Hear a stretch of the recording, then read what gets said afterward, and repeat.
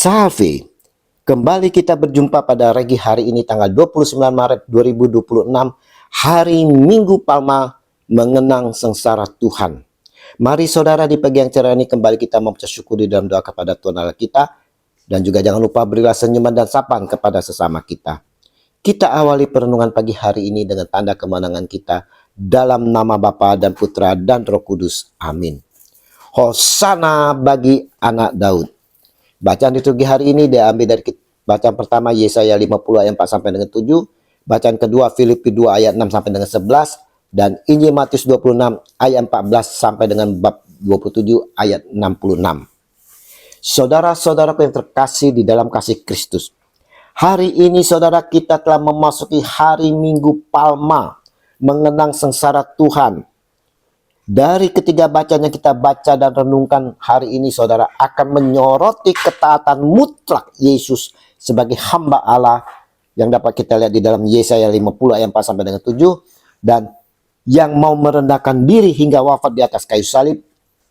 Kita dapat lihat dalam Filipi 2 ayat 6 sampai dengan 11 untuk menebus dosa. Bapa kita yang di surga, saudara, penuh kasih dengan kita yang telah mengalami kematian akibat dosa ini. Karena begitu besar kasih Allah akan dunia ini, sehingga ia telah mengaruniakan anaknya yang tunggal supaya setiap orang yang percaya kepadanya tidak binasa, melainkan beroleh hidup yang kekal. Yohanes 3 ayat 16.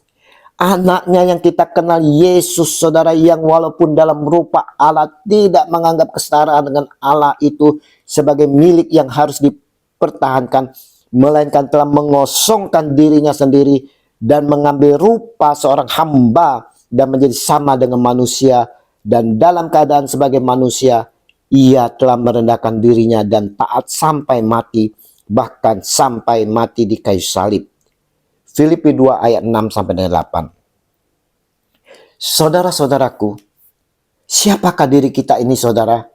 Sehingga Yesus mau turun ke dunia dengan mengambil rupa seorang hamba dan menjadi sama dengan kita manusia, mau menderita demi kita, bahkan wafat di atas kayu salib. Siapakah kita ini, saudara, sehingga Yesus mau peduli dengan kita, orang yang berdosa ini? Bagaimana saat kita mendengar keluhan Yesus yang mengasihi kita ini, yang berkata, "Aku berkata kepadamu, sesungguhnya seorang di antara kamu akan menyerahkan aku." Matius 26 ayat 21. Sadarkah kita, saudara? Sadarkah kita sering menyerahkan Yesus kepada dunia? Kita seperti Yudas Iskariot yang kesukaannya sekongkol kompromi dengan dunia, saudara.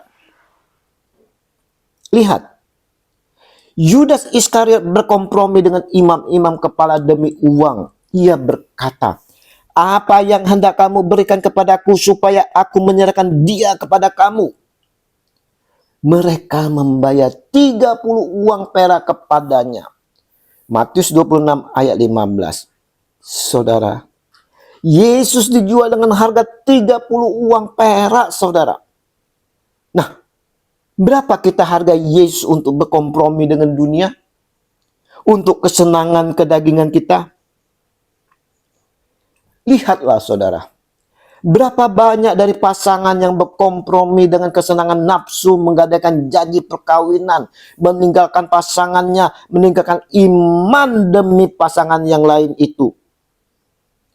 Berapa banyak dari kita yang berkompromi dengan dunia ini, saudara, demi jabatan, kekayaan, kekuasaan, dengan meninggalkan iman demi diakui, dihormati, saudara.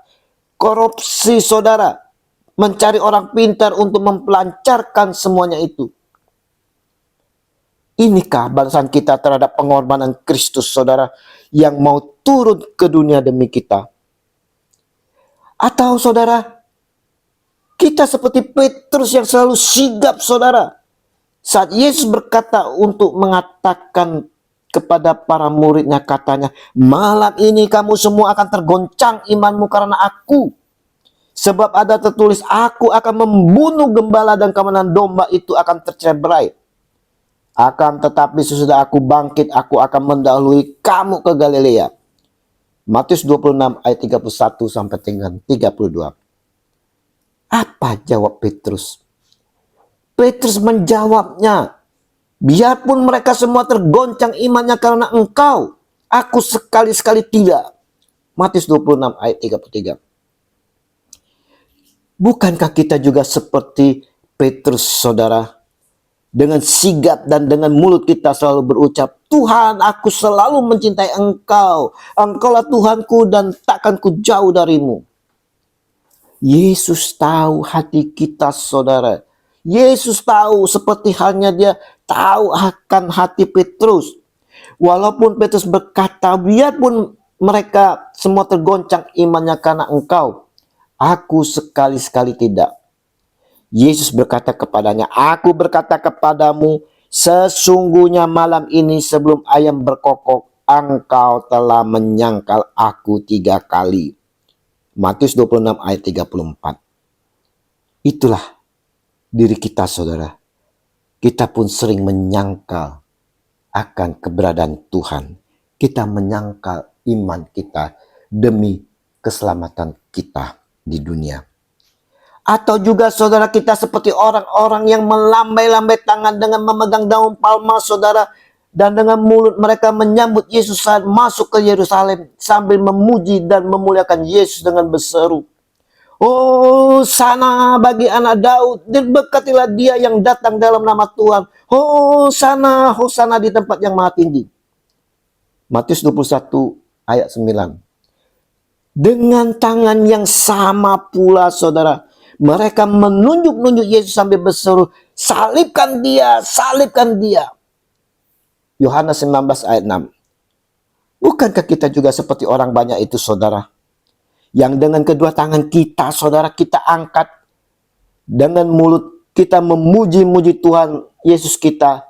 Tapi, saudara, dengan tangan ini pula, saudara, kita gunakan untuk berbuat kejahatan.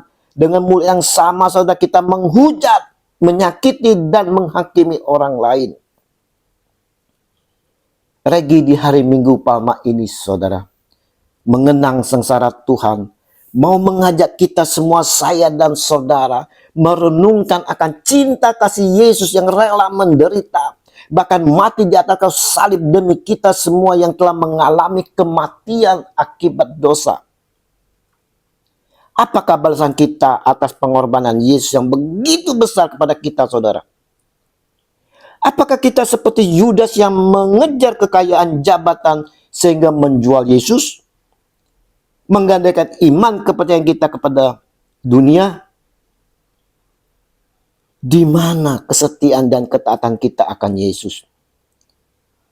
Lihat betapa besar solidaritas Yesus kepada kita, saudara, sehingga dia mau mengalami penderitaan yang begitu dahsyat demi kita. Dia, Yesus yang adalah Allah, saudara, mau merendahkan diri menjadi manusia dan hamba, merasakan sakit yang paling terdalam agar kita beroleh harapan. Dia tidak berpaling dari kehinaan, penderitaan, dan salib, saudara. Melainkan taat sepenuhnya, saudara, pada kehendak Bapa yang mengutusnya untuk menebus manusia. Dia taat kepada kehendak Bapa demi keselamatan kita. Dia memberikan punggungnya, saudara, kepada orang yang memukul dan tidak berpaling dari misinya meskipun dia menderita, saudara. Perjalanan Yesus memasuki kota Yerusalem yang kita rayakan hari ini sebagai hari Minggu Palma mau mengajarkan kepada kita semua, saudara, untuk dapat hidup dalam ketaatan, selalu setia mengikuti kehendak Bapa. Sekalipun salib harus kita tanggung, saudara. Kita pun diajar, saudara, untuk selalu dapat memiliki hati yang empati dan solidaritas yang penuh terhadap penderitaan saudara kita. Sekalipun kita dikhianati seperti yang dialami oleh Yesus, disangkal, mengalami ketidakadilan, cambukan-cambukan yang mungkin melalui kata-kata. Mari, saudara, mari kita mau mengenang sengsara Yesus sebagai momen untuk menyadari betapa besar kasih-Nya yang mau menderita guna menebus dosa kita, saudara. Dan kita diingatkan saat mengalami penderitaan atau ketidakadilan, janganlah kita berputus asa, melainkan tetap teguh dalam iman dan selalu bersandar pada ketaatan Yesus. Tuhan Yesus, ajarilah kami untuk tetap setia walau dalam penderitaan dan mampu rendah hati untuk melayani. Amin. Dalam nama Bapa dan Putra dan Roh Kudus. Amin. Mari kita persiapkan hati untuk menyambut Tuhan kita di dalam perayaan Ekaristi. Dan terimalah perutusan karena kita diutus. Selamat memasuki pekan suci. Shalom Alehim.